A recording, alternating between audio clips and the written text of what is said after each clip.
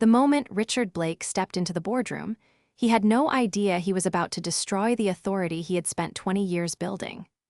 The glass walls of the executive meeting room reflected the Chicago skyline as senior leaders settled into their seats, each one aware that quarterly strategy meetings under Blake were never routine discussions, but quiet tests of dominance. Emily Carter sat near the far end of the table, unnoticed by most, her posture calm, her notes perfectly aligned, the kind of employee people forgot to acknowledge until they needed answers they could not find elsewhere. She had worked at Northbridge Systems for 6 years, long enough to understand that visibility in this company was often a liability rather than an advantage. Richard Blake adjusted his cufflinks as he took the head seat, his presence immediately tightening the atmosphere in the room in the way a change in pressure signals an approaching storm. Today, his attention was already locked onto a single issue displayed on the projection screen, a variance in quarterly performance data highlighted in red, accompanied by Emily Carter's name in the audit log. The room fell into a controlled silence as Blake leaned forward, asking for an explanation in a tone that suggested he already considered the matter closed. Emily stood when addressed, not abruptly, but with deliberate composure, her voice steady as she explained that the discrepancy resulted from a scheduled reconciliation process initiated after a cross-system update. Before she could finish, Blake cut in, his words precise and public, questioning whether she fully understood the standards required for financial reporting at an executive level. A few executives shifted in their seats, avoiding eye contact, aware that disagreement with Blake in a meeting rarely ended without consequence. Emily did not raise her voice or attempt to defend herself emotionally. Instead, she maintained a calm professionalism, clarifying that every adjustment had been logged, verified, and traceable through the internal compliance system. Blake's expression hardened slightly, interpreting her composure not as clarity but as resistance, and he pressed further, framing her explanation as either incomplete or misguided in front of the entire leadership team. The tension in the room became noticeable now, not from volume, but from absence of it, the kind of silence where even paper rustling feels amplified. Emily's hands remained still on the table as she listened, absorbing each implication without interruption, her focus fixed more on accuracy than on tone. What no one at the table understood was that Emily Carter had built her entire approach around documentation, not because she distrusted leadership, but because she had learned early in her career that clarity was the only protection against misinterpretation. As Blake continued to challenge her conclusions, the atmosphere grew heavier, executives glancing between the CEO and the quiet analyst who had not once raised her voice. Then, in a moment that shifted the direction of the entire meeting, Emily calmly requested permission to project the full audit trail on the main display, a request that drew a brief pause from Blake before he granted it with restrained skepticism. The screen changed, and row by row, timestamp by timestamp, the data unfolded into a narrative that was far more complex than the simplified conclusion being presented moments earlier. It showed not negligence, but a chain of approvals, indirect confirmations, and system-level adjustments that traced back through multiple layers of executive oversight. For the first time since the meeting began, Richard Blake stopped speaking, his expression tightening slightly as he reviewed the information in real time, realizing the situation in front of him was no longer as contained as he had assumed. The silence that followed the display change was heavier than anything spoken in the room, as every executive slowly realized that the narrative they had assumed was no longer stable. Richard Blake kept his gaze fixed on the screen, his jaw tightening as lines of audit data revealed decisions that had passed through multiple approval layers, each one timestamped and verified beyond simple override.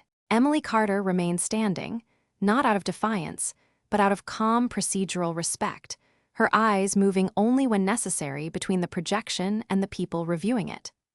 One of the senior directors leaned forward slightly, scanning a sequence of entries that showed a budget adjustment initiated not by a junior analyst, but by a delegated directive originating from a prior executive strategy session. Blake finally spoke, his tone lower now, asking for clarification that carried a different weight than before, no longer purely accusatory, but searching for control over a situation that was shifting faster than expected. Emily responded evenly, explaining that the reconciliation process she followed was not an isolated action, but part of a structured compliance protocol that required her to align discrepancies with historical authorization logs before final submission. She did not accelerate her speech or add emphasis, and that restraint made her explanation land with more force than any emotional argument could have. The room began to subtly reevaluate the sequence of events, with several executives quietly comparing notes, realizing that what had been presented initially as an isolated error was in fact a multi-stage system output influenced by earlier leadership inputs. Blake straightened slightly, attempting to reassert authority by focusing on interpretation rather than data, suggesting that procedural complexity did not necessarily eliminate accountability at the operational level. Emily acknowledged the point without hesitation, then calmly directed attention to a secondary log stream that detailed revision requests made from higher-level accounts, each one validated through internal authentication systems. The atmosphere shifted again, not through confrontation, but through accumulation of verified detail, like pressure building behind a sealed structure. A faint sound of typing came from one of the analysts as they cross-checked the records in real time, confirming what was being displayed was consistent with the company's own compliance architecture. Richard Blake's expression remained controlled, but the rhythm of his responses slowed as he processed that the issue was not about a single discrepancy, but about a chain of responsibility that extended beyond the initial point of review. Emily did not look at him directly while speaking, maintaining professional alignment with the room rather than any individual authority. And this subtle choice further distanced her from the dynamic of confrontation he had attempted to establish. When she concluded her explanation, she simply stated that all actions taken were traceable, reversible, and compliant with established internal audit policy, leaving no room for ambiguity in the procedural sense.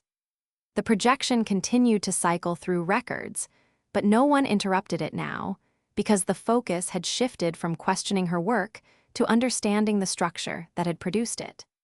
Even the smallest gestures in the room had changed, chairs no longer shifting restlessly, eyes no longer avoiding the screen, and voices no longer overlapping in uncertainty. What remained was a shared recognition that authority in that space was no longer being exercised solely from the head of the table, but distributed across the very system that Emily Carter had been quietly following all along. The tension in the boardroom did not disappear after the data review. Instead, it settled into a more controlled and cautious atmosphere where every executive seemed to be reassessing not only the information on the screen, but also their own assumptions about what had led them there. Richard Blake remained standing near the head of the table, his posture still firm, yet noticeably more restrained as he observed the layered audit logs that continued to scroll across the display. Emily Carter stayed composed in her position, her presence unchanged, as if the shift in atmosphere had not altered her internal focus on process and accuracy. A senior finance director cleared his throat softly, breaking the silence not with confrontation, but with a measured request for confirmation regarding the sequence of approvals shown in the system records. Emily responded with calm precision, explaining that each entry had been validated against the company's internal authorization hierarchy, which required multiple points of verification before any adjustment could be finalized.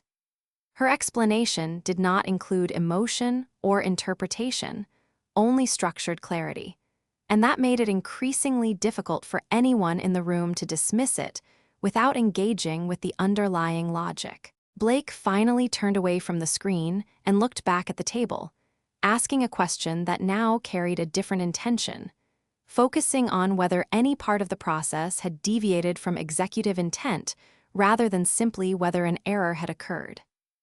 Emily paused briefly before answering, not out of hesitation, but to ensure alignment with the documented timeline, then stated that based on the records available, every modification had originated from previously approved strategic parameters defined in earlier leadership sessions.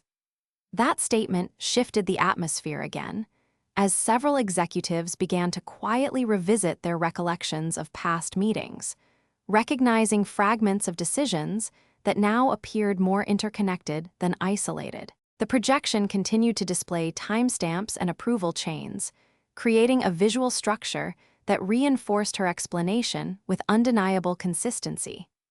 One of the senior analysts leaned toward a colleague and confirmed that the system logs matched the compliance archive exactly, leaving no discrepancy between recorded actions and documented approvals. Richard Blake's expression tightened slightly, not in anger but in concentration, as he recalibrated his understanding of where responsibility began and where it had been distributed across departments. Emily remained steady, her hands resting lightly near her notes, no longer needing to reference the screen as she had already internalized every detail being shown. A subtle shift occurred in the room dynamic as attention moved away from questioning her competence and toward examining the organizational structure that had allowed ambiguity to exist in the first place. The silence that followed was no longer tense in a confrontational way, but reflective, as if the entire leadership team was collectively processing the implications of what had just been revealed. Even Richard Blake, who had entered the meeting with absolute control over direction and tone, now found himself listening more than speaking, as the system Emily had followed spoke more clearly than any single voice in the room. The room did not return to its original state after the system logs finished scrolling, because what had been exposed could not be unseen or simplified back into the assumptions that existed only minutes earlier. Richard Blake slowly returned to his seat at the head of the table, not with the same immediate dominance he had entered with, but with a measured stillness that suggested he was now evaluating every detail rather than directing it. Emily Carter remained standing for a moment longer than necessary, not as a challenge, but as a professional courtesy to ensure the discussion had fully transitioned from confrontation to review. A senior operations director finally spoke, asking whether the original performance concern had been incorrectly attributed due to overlapping approval chains that were not clearly separated in the reporting dashboard. Emily confirmed this calmly, explaining that the dashboard aggregated multiple dependency layers into a single summary field, which could visually appear as a discrepancy even when each underlying entry remained valid within its own authorization scope. Her explanation was precise, structured, and entirely free of interpretation, which made it increasingly difficult for anyone to argue against without first understanding the system design itself. Blake listened without interruption, his eyes moving between Emily and the screen, now less focused on finding fault and more focused on understanding how such a structural ambiguity had persisted unnoticed at executive level. A quiet shift moved through the room as several executives began to acknowledge that what had been treated as an individual performance issue was in fact a reflection of systemic reporting architecture. Emily, noticing the direction of the discussion, added a clarification that she had already submitted a compliance recommendation 2 months earlier, suggesting a separation of layered audit outputs to prevent exactly this type of misinterpretation. That statement caused a brief pause across the table, as a few directors internally searched their records or memory of that submission, recognizing it had been routed but not prioritized for implementation. Richard Blake finally spoke again, his tone more controlled than before, asking why the recommendation had not been escalated during the last executive review cycle. Emily responded with steady composure, explaining that escalation required a secondary executive endorsement, which had not been completed due to scheduling constraints within the quarterly review structure. The answer was not defensive, but procedural, and it subtly redirected attention away from individuals and toward process design. The room grew quieter again, but this time it was not from tension. It was from recognition that responsibility in a complex system rarely resides in a single point of failure. Blake leaned back slightly in his chair, his gaze fixed on the projected logs, as if seeing the organization's internal mechanisms for the first time in their full interconnected form. Emily remained composed, her posture unchanged, as the conversation around her shifted from questioning her actions to reassessing the framework that had defined how those actions were interpreted. No one interrupted her now, and no one dismissed the data on the screen, because the structure she had revealed had already begun to redefine the authority dynamic inside the room. The executive meeting room remained in a state of controlled silence, but the meaning of that silence had shifted once again, as the conversation moved beyond clarification and into reassessment of internal responsibility across multiple departments. Richard Blake sat with his hands loosely clasped on the table, no longer projecting immediate authority, but instead observing with a level of focus that suggested he was reconstructing the entire sequence of decisions in his mind. Emily Carter stood calmly near the projection screen, her posture unchanged, as if the weight of executive attention had no effect on her ability to remain precise and grounded in procedure. A senior compliance officer finally spoke, asking for confirmation on whether the system design Emily referenced had been formally approved during the last infrastructure update cycle.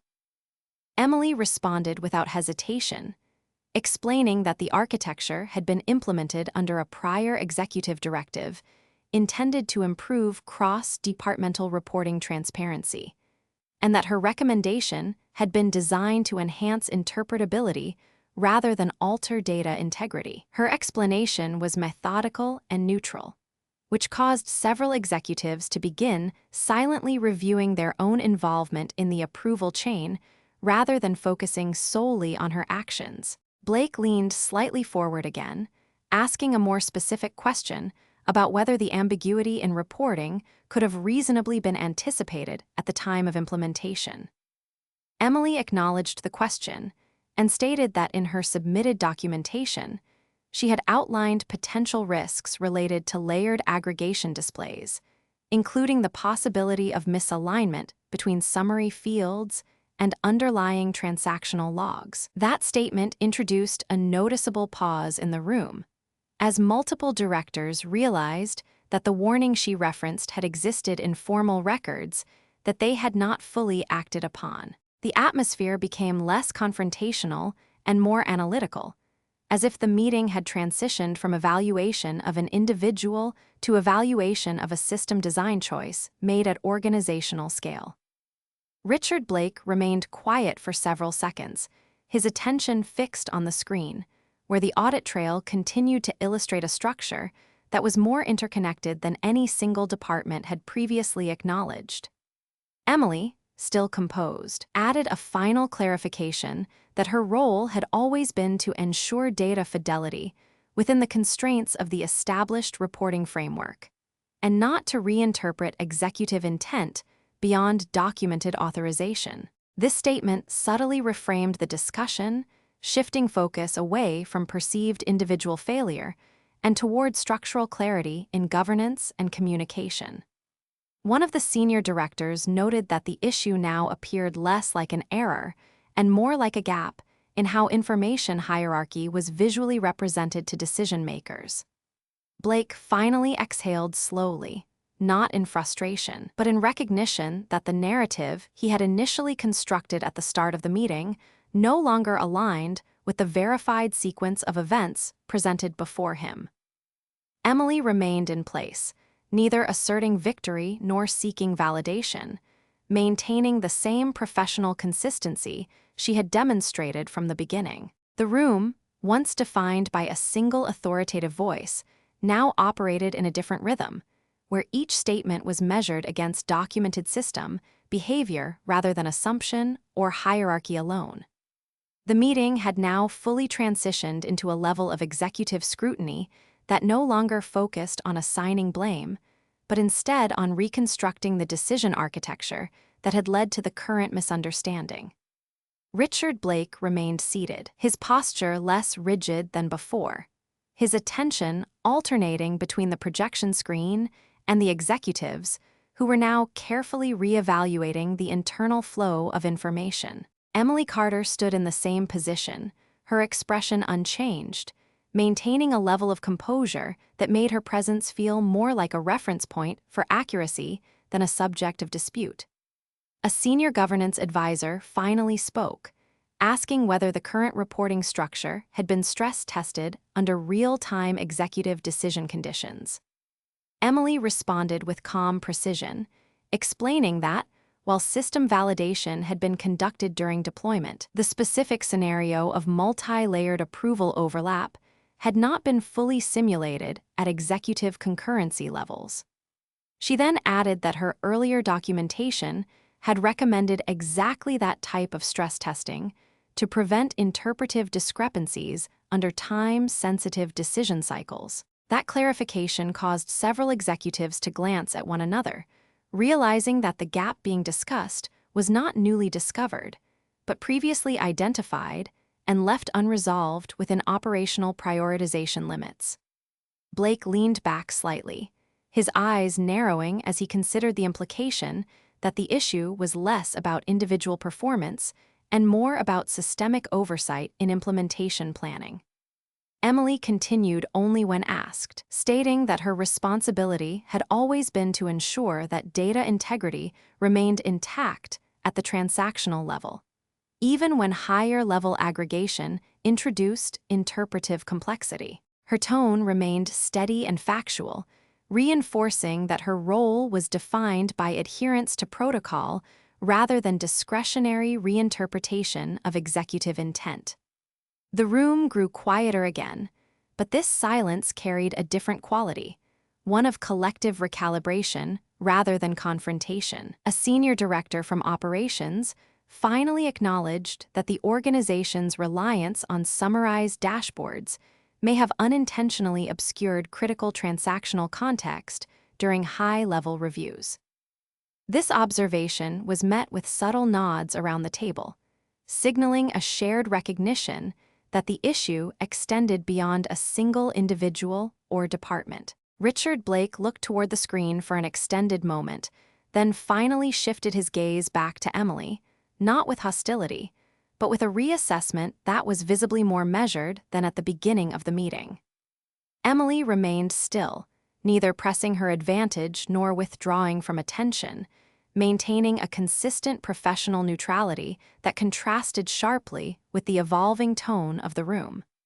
As the discussion continued, the focus gradually moved toward potential structural improvements rather than corrective action against personnel, indicating a clear shift in organizational priority. What had begun as a direct challenge had now transformed into an executive-level review of system design philosophy, where accountability was being redistributed across process layers rather than concentrated on a single point of perceived failure.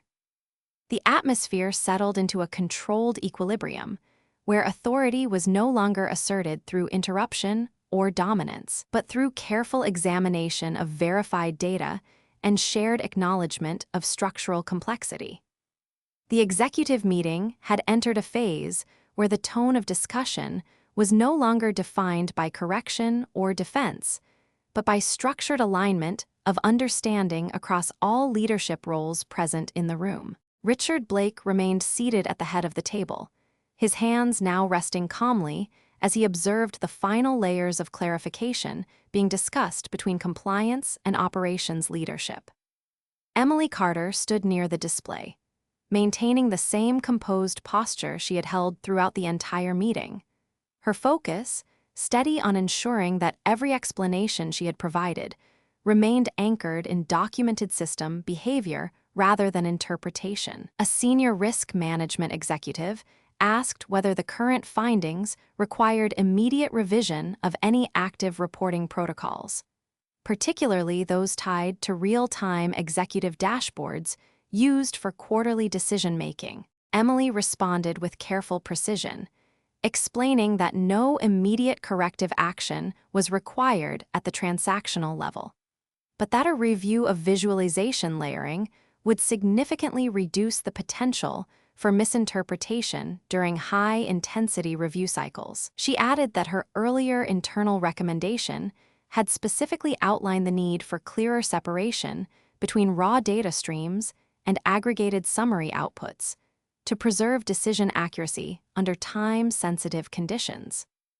This statement prompted a visible shift among several executives, as the recommendation being referenced was now being recognized as a preventative measure rather than an overlooked administrative note. Richard Blake finally leaned forward again, this time asking a question that reflected a more reflective tone, focusing on whether Emily believed the organization had sufficient structural safeguards to prevent similar misinterpretations in the future.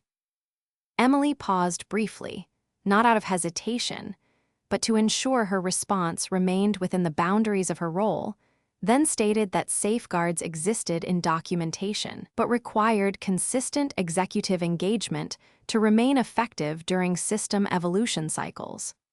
Her answer did not assign fault, but instead highlighted dependency between governance participation and system reliability. The room absorbed this quietly, as multiple directors began to reassess how often structural recommendations were fully integrated into operational execution timelines. A senior technology officer added that the platform itself had been operating within expected parameters, but acknowledged that user interface layering may have unintentionally created cognitive compression when interpreting multi-source datasets. This observation further shifted the conversation away from individual accountability and toward design philosophy, reinforcing that the issue being examined was fundamentally architectural rather than behavioral. Richard Blake remained silent for several seconds, his attention fixed on the projection where audit paths and approval chains were still visible in structured sequences. Emily did not move or interject, maintaining her position as a reference point of procedural clarity rather than engagement in leadership debate. Gradually, the atmosphere of the room transitioned into one of analytical resolution, where executives were no longer evaluating what had gone wrong in isolation, but how the system itself had shaped perception at the highest levels of decision-making. The authority dynamic that had defined the beginning of the meeting had fully dissolved into a collaborative review state, where each statement was measured against documented evidence rather than hierarchical assumption. In that controlled silence, it became clear that the outcome of the meeting was no longer centered on blame or defense, but on rebuilding clarity between organizational structure and executive interpretation. The executive meeting room had now fully transitioned into a final stage of resolution, where the earlier tension had been replaced by structured reflection and a shared focus on correcting systemic interpretation rather than addressing individual performance. Richard Blake remained seated at the head of the table, his posture steady but no longer assertive in the way it had been at the beginning of the session.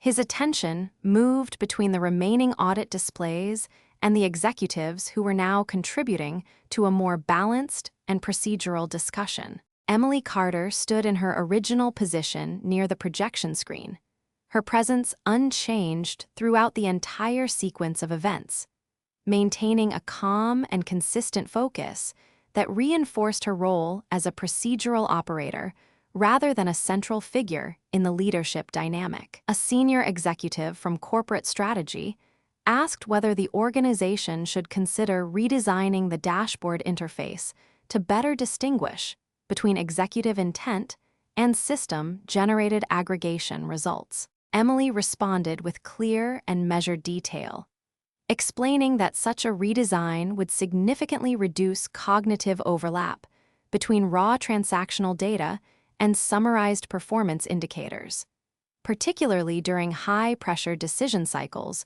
where time constraints often influenced interpretation accuracy. She further clarified that her previous internal documentation had already outlined a proposed interface separation model designed specifically to address this type of interpretive risk, ensuring that decision-makers could differentiate between operational data sources without ambiguity. This clarification prompted several executives to revisit their understanding of internal communication flow, recognizing that the issue was not the absence of data, but the structure through which it was being visually and contextually processed.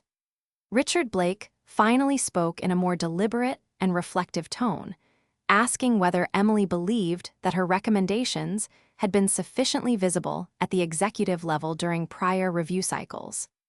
Emily answered respectfully, stating that all recommendations had been submitted through formal channels and logged within the standard governance tracking system, but their prioritization depended on cross-departmental alignment rather than individual escalation. Her response remained factual and neutral, yet it highlighted a broader organizational dependency on collective decision validation rather than isolated approval authority. A brief silence followed as multiple directors reviewed internal submission records on their devices, confirming that the documentation she referenced did indeed exist within the system archive. The atmosphere in the room shifted again, this time into a state of acknowledgement rather than reassessment, as the structure of accountability became more distributed across process and governance layers. Richard Blake leaned back slightly, no longer focused on identifying fault, but instead on understanding how perception at the executive level had diverged from the underlying system reality. Emily remained composed and still, her role unchanged, not seeking recognition or validation, but simply ensuring that the operational truth of the system had been fully represented. As the final moments of the meeting unfolded, it became clear that the original conflict had transformed entirely into a governance review, where the organization itself was now the subject of evaluation rather than any single individual within it. The final moments of the executive meeting carried a different weight than anything that had come before, not because of confrontation or resolution of conflict, but because of the quiet structural shift in how authority and understanding now coexisted in the same space. Richard Blake remained seated at the head of the table, but his posture no longer projected dominance or correction. Instead, it reflected measured attention, as though he was reviewing not just the data on the screen, but the entire framework through which decisions had been interpreted over time. Around the room, senior executives maintained a steady focus on the final summary displays, which now served less as a point of dispute and more as a reference for collective understanding. Emily Carter stood in silence near the projection screen, her role unchanged since the beginning of the meeting, maintaining the same calm composure that had defined her presence throughout every phase of escalation, review, and analysis. A senior governance officer finally stated that the organization would proceed with a formal review of dashboard architecture, with particular focus on separating executive intent layers from system aggregated outputs to ensure clearer alignment in future decision cycles. This statement was met with general agreement around the table, not as a reaction to a single event, but as recognition of a structural requirement that had been exposed through the process of examination. Emily acknowledged the direction of the discussion only when addressed, confirming that such a separation would align with previously submitted recommendations designed to improve interpretive clarity at the executive level. Richard Blake turned his attention toward her directly for the first time in a sustained manner since the beginning of the meeting, and asked in a measured tone whether she felt her role within the organization had been clearly understood prior to this discussion. Emily responded with professional restraint, explaining that her responsibilities had always been defined by system integrity, compliance accuracy, and structured reporting consistency, rather than interpretive influence over executive decision-making. Her explanation was neither defensive nor assertive, but factual, reinforcing the procedural boundaries within which she operated. A brief silence followed as multiple executives reflected on the distinction between data stewardship and decision authority, recognizing that the confusion which had shaped the earlier tension in the meeting had been rooted in blurred interpretive boundaries rather than operational error. Richard Blake finally nodded slightly, acknowledging the clarity of that distinction, and stated that the organization would formally review internal communication protocols to ensure that system-level outputs could not be misread as individual performance failures without contextual validation. Emily remained still, her expression unchanged, as the discussion moved into final administrative closure. One by one, executives began to summarize action points, aligning on process improvements, documentation updates, and interface restructuring to prevent similar misunderstandings in future cycles. The atmosphere in the room, once defined by uncertainty and hierarchical pressure, had now stabilized into structured resolution, where each participant contributed to rebuilding clarity rather than assigning responsibility. As the meeting reached its conclusion, Richard Blake closed his folder and looked across the table, not with authority being asserted, but with acknowledgement of shared understanding.